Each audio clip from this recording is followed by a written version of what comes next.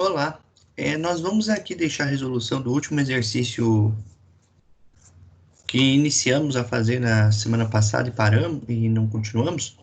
E caso de dúvida, vocês me procurem, ok?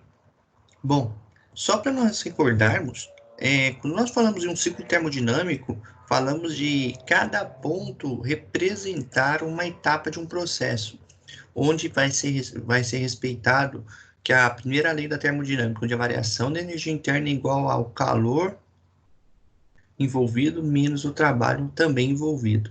Então, aquela figurinha que eu fiz na última aula, se eu tenho o ponto 1 e vou fazer, independente do caminho que ele faça, ele vai gerar um ciclo. Então, eu vou sair do ponto 1, energia interna 1. E vou fazer um ciclo voltando a esse ponto. Ponto 2, energia interna no ponto 2. Portanto, se as energias internas do ponto 1, a energia interna do ponto 1 é igual à energia interna do ponto 2, ou seja, a diferença entre elas é nula. Portanto, chegaremos que o trabalho envolvido em um ciclo deverá ser igual ao calor envolvido, ou seja, todo o calor que é absorvido no ciclo é liberado. E aí vem aquela história. Se esse valor for positivo, é um sistema de um ciclo de um motor. Se for negativo, é uma refrigeração, tá? Então, é só tomar atenção em relação a isso, e a gente vai ver que tipo de trabalho vai ser envolvido com esse exercício. Então, ele vai apertar o ciclo motor ou o ciclo de refrigeração. É o exercício 3.47 da lista de exercícios que vocês vão receber. Um gás é submetido a um processo termodinâmico composto de 3 processos. O processo 1 e 2 é compressão a PV constante, onde P1 é 1 bar. Lembrando que 1 bar é 10 a quinta Pascal, com um volume inicial de 1,6 até V2 igual a 0,2, e a variação de energia interna igual a 0. O segundo processo, a pressão constante até que o volume 3 seja igual ao volume 1. E o processo de 3 a 1, o volume constante, onde a variação da energia interna do ponto 1 até e do ponto 3 seja de menos 3.549 kJ. Não há variações significativas de energia cinética potencial, ou seja, só energias térmicas envolvidas, e determina a transferência de calor e o trabalho para o processo 2,3 kJ. Esse é o ciclo motor ou um ciclo de refrigeração? Bom, então vamos lá. Pegando os dados aqui, eu fiz esse esquema, a gente já feito um manualmente na sala de aula, mas eu fiz isso aqui para ficar bem lúdico, e vai se repetir ao longo dos pontos dentro do ciclo. Então, do ciclo 1, 2. Ciclo 1 até o ciclo 2. Eu vou ter uma compressão, então eu vou ter uma redução de volume, então, ou seja, eu vou ter um aumento da pressão. Depois de 2 a 3, pressão constante, e depois de 3 a 1, volume constante, fechando o ciclo. 1, 2, 2, 3, 3, 1. Então, vamos lá ao ponto 1. Se observarmos, então, aqui já está a resposta, foi necessário, mas se a gente for observar, eu sei de 1,6 até 1,2. A pressão que era de 1 vezes 10 a quinta Pascal, que é 1 bar, até 8 bar. Como eu achei isso? Se o produto é P1V1 igual a P2V2, eu acho P2. Então, resolvido esse primeiro ponto. O segundo ponto aí, a gente tem que achar constante. Como que acha constante? Eu vou pegar o ponto 1, como é 1 vezes 10 a quinta, então eu escrevi 10 a quinta somente, vezes o volume inicial, 1,6 vezes 10 a quinta, Newton por metro quadrado, vezes metro cúbico, que é a unidade de ambos aqui. Porém, eu deixei 160 kJ por um motivo, para a gente poder trabalhar com o valor direto. Em vez de fazer 1,6 vezes 10 a quinta, 160 vezes 10 a terceira quilo, como aqui Newton por metro quadrado vezes metro cúbico é Newton vezes metro, que é joule, quilojoule. E se a pressão vezes o volume é uma constante, então eu posso passar o volume dividindo a constante sobre volume. E ele diz aqui que a energia interna é nula entre o ponto 1 e o ponto 2. Então, temos essa relação aqui direta. Desta forma, o trabalho do ponto 1 até o ponto 2 é PdV, só que P é a constante sobre volume dividido por vezes dV. A constante sai fora da integral, dv sobre v é ln de v. Olhando, lembrando a tabelinha de integral que vocês têm aí, lá de cálculo 1, cálculo 2 e cálculo 3. ln de v2 sobre v1, ou seja, o final menos o inicial. O final é 0,2 e o inicial 1,6. Essa conta também, alguns podem falar, mas por que é dividido? Porque o ln de v2 menos ln de v1 é a mesma coisa que ln de v2 sobre v1, propriedade dos logaritmos.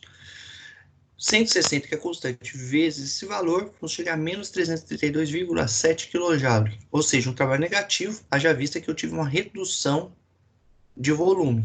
Portanto, se o trabalho é negativo, o calor gerado do sistema é negativo, ou seja, o calor está sai do sistema num processo de compressão.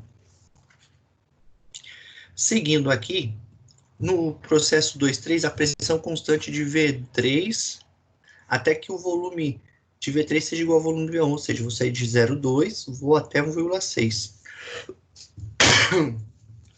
Então, a integral vai ser P2, porque ela é constante, dV de 2 a 3. Como a pressão é constante, ela sai para fora da integral, a integral de dV é V, no ponto de V3 até V2. Então, o trabalho realizado é de 1,2 vezes 10 a sexta joule, ajustando 1.120 kJ. Desta forma, a gente tem que achar agora a energia interna relacionada ao sistema e, consequentemente, ao calor. Então, nós sabemos que o trabalho é de 1.120 kJ e a gente precisa saber o calor do processo de 2 a 3 envolvidos. Só que nós sabemos que a soma das energias internas de todos os trechos é igual à soma da energia interna global, ou seja, se eu vou fazer de 1 dar a volta toda, o ciclo todo é 0, então se eu pegar parciais, ou seja, variação de energia interna do ponto 2,1, do ponto 3,2, do ponto 1,3 tem que ser igual a 0. Desta forma, 0 seria essa aqui, porque foi dada no enunciado no trecho 2,1, no processo de 1 a 2. Essa aqui nós não temos, e essa aqui é dada no problema, menos 3.049. Desta forma, se eu passar esse para o outro lado da igualdade, a variação de energia interna envolvida entre os processos 2 e 3 é 3.549 kJ. Tá? Então, podemos substituir aqui e encontramos a quantidade de calor envolvida de 4.669 kJ. E aí, vamos ao processo 3.1, que é a volume constante, e ele é já dada a energia interna. Dada a energia interna, então por que aqui o trabalho é 0? Como é volume constante, se eu aplicar a mesma pressão P2 igual a P3, então não há nenhum problema, a pressão vai estar aqui, e eu vou fazer uma redução de volume, ela vai voltar. A pressão sai para fora da integral, mas só que a integral de 3 a 1 é V1 menos V3. Só que como são iguais, então o trabalho é igual a 0. Então, ΔV igual a 0. Então, toda a variação de energia interna é transformada na forma de calor. E aí, o calor gerado de menos 2, de 2 a 3 é de menos 3.549 kJ. E aí, o trabalho do ciclo é como a gente fez para a energia interna, que a soma das parciais das variações de energia interna é igual a 0, a soma dos trabalhos parciais é o trabalho do ciclo. Então, eu vou somar de 2 a 1, de 3 a 2, de 1 a 3. Percebam que de 2 a 1 é menos 3,32,7 kJ. De 3 a 1, de 3 a 2, 1.120. E de 1 a 3 é 0. Somamos 787,3 kJ. Como é positivo, é um trabalho motor, ou seja, ele a turbina, o ciclo está gerando um trabalho positivo para o sistema. Se fosse negativo, do sistema, ele ia precisar de um trabalho extra para entrar no sistema. E, como nós definimos lá no início dessa correção, o trabalho do ciclo é igual ao calor do ciclo. Então, esse valor é igual a 787,3 kJ. Outra forma de você resolver isso é se nós voltarmos e pegarmos as quantidades de calor envolvidas em cada processo, desde o 1,2 menos 332,7,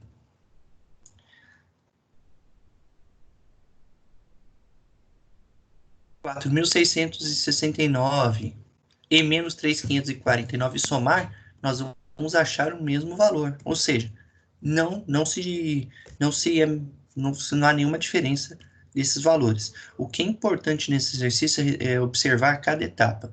Se nós olharmos, voltando aqui para reforçar muito bem, desde o início, como eu tenho uma redução de volume, eu tenho perda de temperatura.